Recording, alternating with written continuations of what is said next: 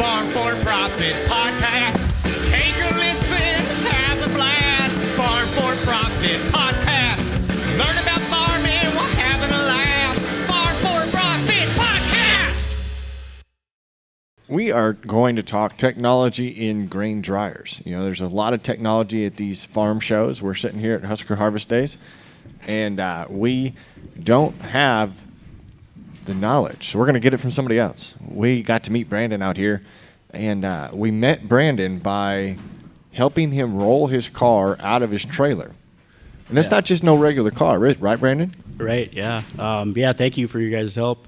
We were able to bring my race car out here. We just got it wrapped up with all of our Sukup stuff and Sukup equipment and our sponsors. What kind of race car is it? This is so the sanction is USRA. It's United States Racing Association, and it's a modified, and they call it an A mod. Yeah. Which is you get to run bigger motors, more horsepower. Yeah. It's a beautiful car, and I'm going to have to talk to Steve and Emily, and I think I might want that on my combine. Yeah. You That bet. wrap. Yeah. Yeah. So That'd we be need to talk. awesome. Yeah. That'd be great. Yeah. Be pretty cool. Look really good with the black head that I have. Oh, sure. Yeah, You bet. that's right. Yeah. Yep. That'd be awesome. So tell us a little bit about yourself and what your role is at Sukup. Sure, you bet, guys.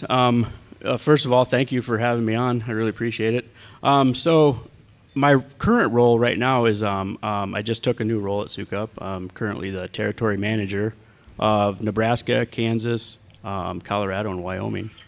So I just came into a pretty big role, some pretty big shoes to fill, but I also have quite a bit of experience with Sukup. I've been with Sukup for 12 years. Kind of just give you a quick background of my what I've done there. When I first started working for Sukup, I went to school for electricity, more low voltage stuff, PLC based, that kind of thing. And so then when I got to Sukup, I started working on a lot of their equipment, the things that make all of our stuff. It's very, very technologically advanced. The Sukups are always looking for new technology, new equipment, so we can put out more product. Nice. Yeah.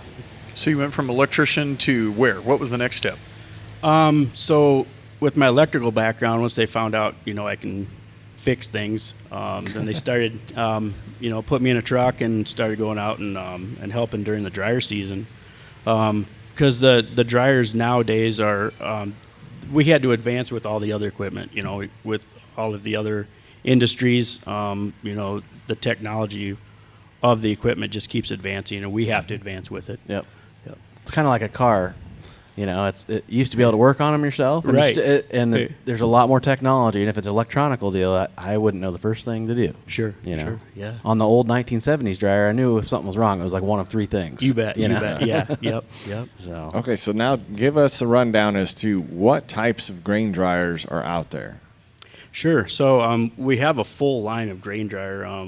We have pretty much anything the customer will need from just your hobby farmer to all the way up to all of our commercial grade products. Yep. I'm on the website here, and we'll just name them off. We got axial dryers, single plenum, axial dryers, split plenum, centrifugal dryers, mixed flow dryers, which is the one I think we talk about the most, stack dryers, and tower dryers.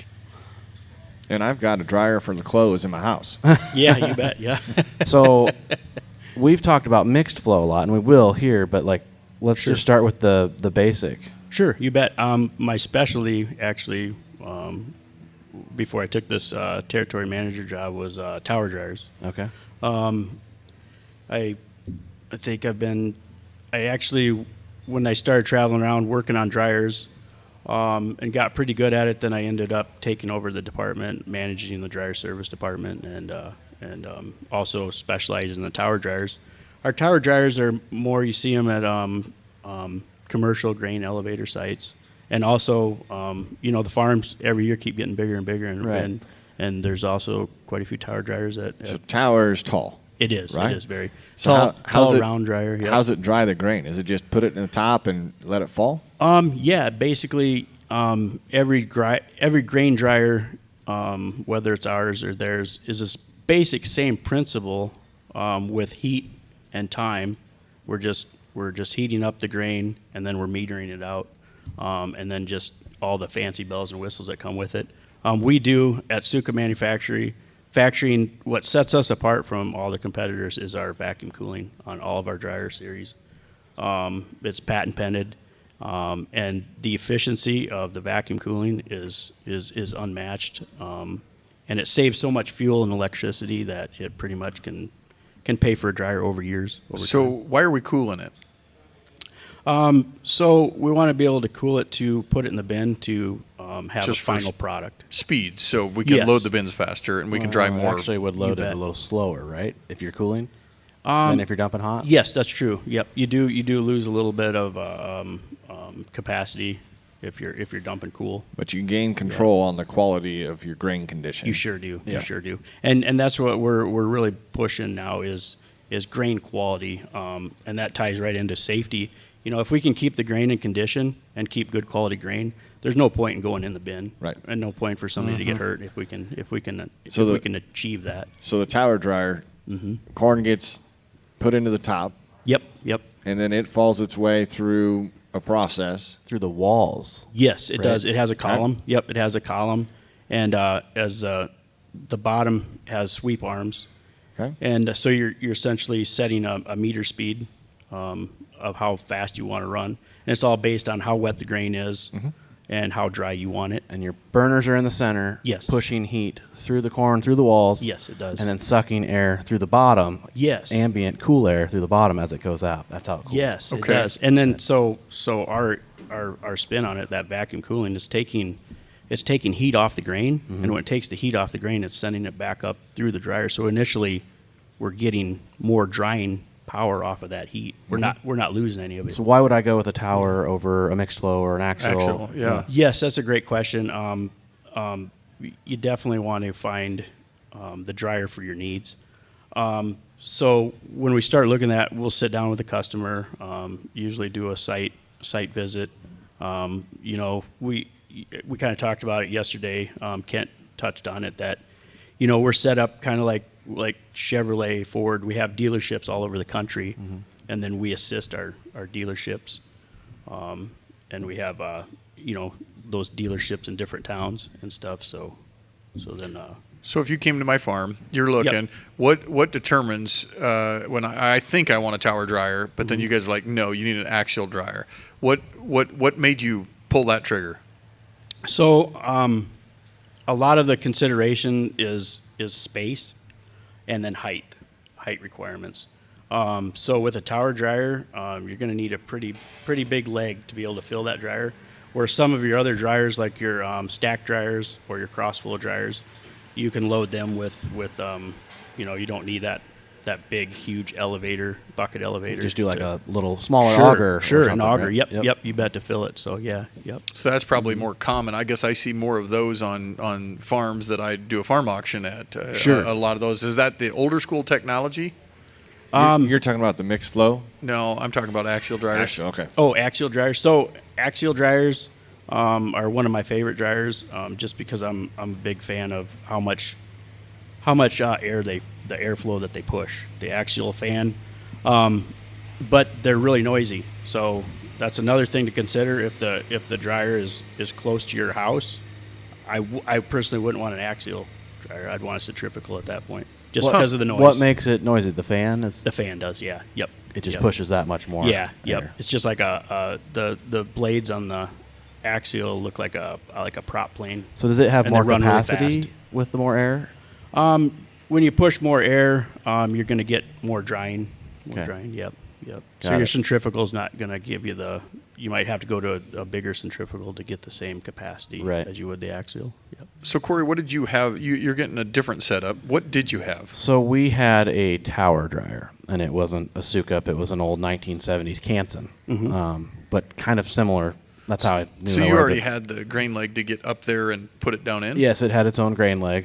So that was one of the things was you had to crawl up to the top of the grain leg every year and battle wasps and heights and a sketchy ladder. But it was an efficient setup. But we're going to a mixed flow now. Sure, So sure, why, you bet. what would the benefits of a mixed flow be? Mixed flows have gotten very, very popular. It's actually, mixed flow dryers have been around for a long, long time. It's an old concept. and then we put a new twist on it, and that's with our vacuum cooling. A lot of people out there, the first thing that you can see to be able to tell it's a mixed flow dryer is you'll see the triangles. Yes. You'll see the triangles. The on big dryer. triangle holes Yes. on the side. Yes. Yep. And what is the process? Why is that better or different than anything else?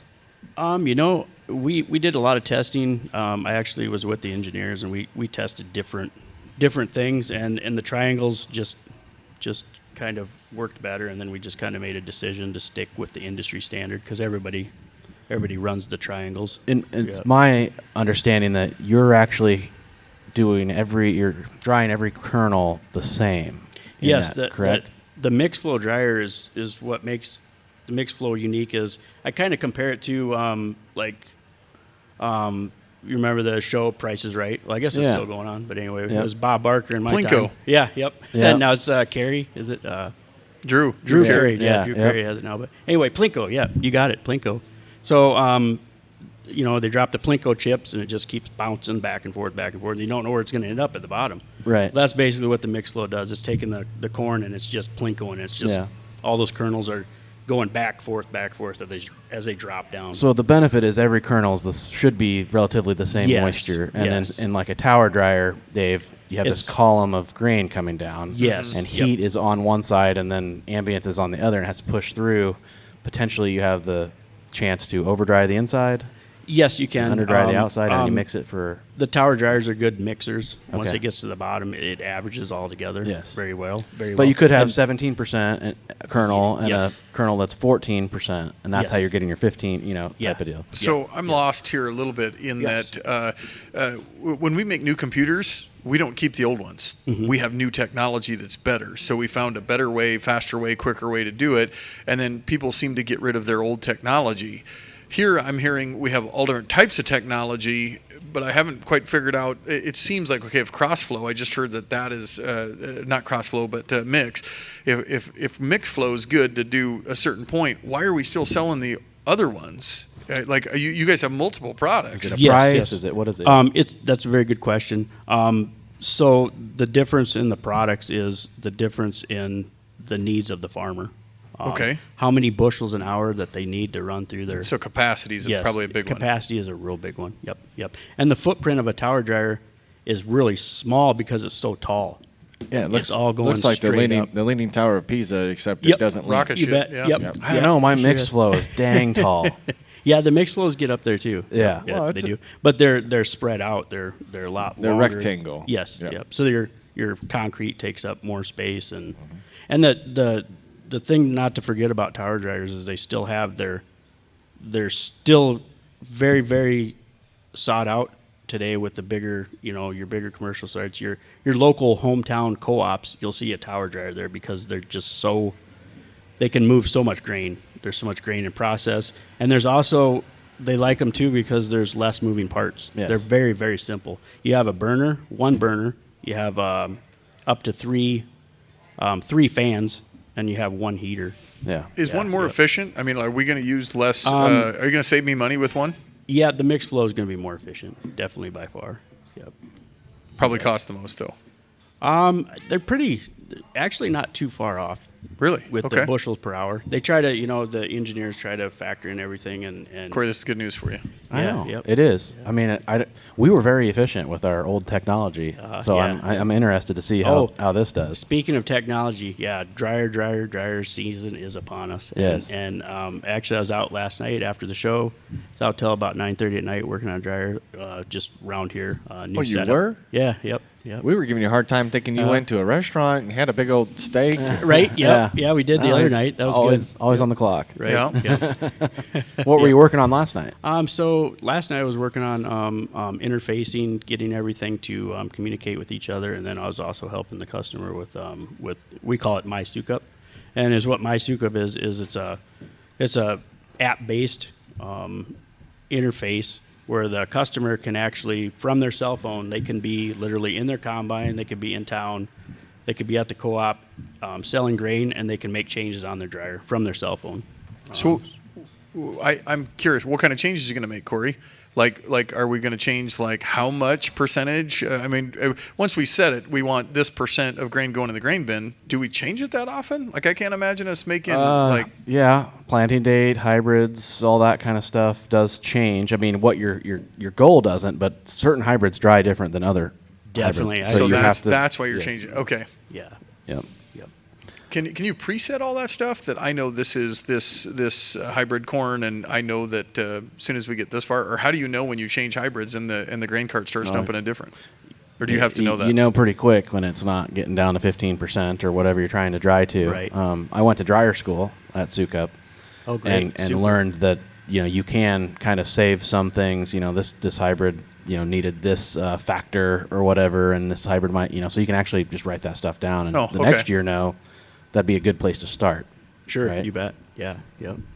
And a good thing too is when you do have a dryer, it's just there's a couple of things we could talk about too. Which you guys have probably talked about a lot is phantom yield, and then also if you have a dryer, you can get in early. You can get out there. What's kind of funny, Husker Harvest Days. I'm sure when this thing started, I'm sure harvest was clear into October, maybe even Right. Halloween, November. Yeah. And now here we're in the beginning of September, and Yeah, we counted 26 or 27 fields that had harvest activity on the way over. Right, From yeah. Des Moines. Oh, we should you compare bet. on the way back. Oh, there be. It might be dark. My though. wife told me that everybody's going back home, guys. right on. Right I on. know. I've been getting Snapchats. It's Yep. don't feel like I should be here. Right. Yeah, it makes it tough. Yeah. Yeah, it really does. So we But just, I don't have a dryer that's set up and ready to go anyway. So So we don't have a lot of time in this type of a segment, but we Sure. wanted to at least get communicated the different types of dryers that are available, and it's nice to know that there's a team there to help make that decision. But what else should we add into this conversation before we wrap up? I guess to make that decision, you'll want to first contact a Sukup dealer in your area, and then tell them you're interested in a dryer, and then they'll get somebody out on site, and we'll assess your needs, and then Yeah. we'll suggest to you, which type of dryer is the best. To break it down for you, they have the different models and the numbers and everything, but there's 3 just basic dryers. We got the tower dryers, we got the mixed flow, and then we got our cross flow dryers, which they used to call them portable dryers because they used to actually Right. move them around on axles. They used to move them from farm to farm back in the day, but So the but not cross anymore. flow is like the axial Yeah. and the centrifugal. Like those are all just considered Yes. cross flow. Yep. They And- kind of look like a mixed flow without the triangles. Is that Yes, that's correct. And you Okay. can only stack 3 high. So Only- yeah. so that limits your. that is the other thing is limits your capacity. why we went with a mixed flow, and I'm sure you can do it on others, but we have the ability to add capacity later down the road, like instead of that is upgrading. that's a great point. That's a great point. I'm glad you mentioned that. Yes, the mixed flow dryer is great because you can start at a base and then you can add down the road as your farm gets bigger. We actually did one for a customer back home. It takes about a day, but you take the top off and then you add another 4 sections, a fan and a heater. Yep. So then you're going to get even more capacity. You can do up to 4 tiers or 8 tiers. Yeah, So. which is nice because Yeah. then you can start out and you don't have to just I need a new dryer now, and Right. then it's another You bet, big you bet. big bill. It's a smaller bill. Yep. It's still definitely. big. Yeah. Yep. So one thing we didn't talk about that I know is kind of like an I say old school in quotations is batch drying. Is everything that you do continuous flow? It is. Most everything. I can't say everything is. We have a few guys that still do batch drying. And what would you set that up? Can you offer that new now, or are you just talking old stuff that you still service? No, it's still in our programming. It's an of option. Yep, it is. Yep, it's a pretty simple option actually. It's incorporated in our touchscreen. Is there any benefit to that? It's just a real slow process. Right. Yeah. Yep. So maybe Yeah. a little bit cheaper Yeah. to get into? Yeah. Yep. Okay. You see, the So guys that are capacity batch isn't- drying are really drying, hardly not very many bushels. Right. Yep. But if capacity's not a big deal, but you still want to dry. Sure. You bet. Yeah. Okay. Yep.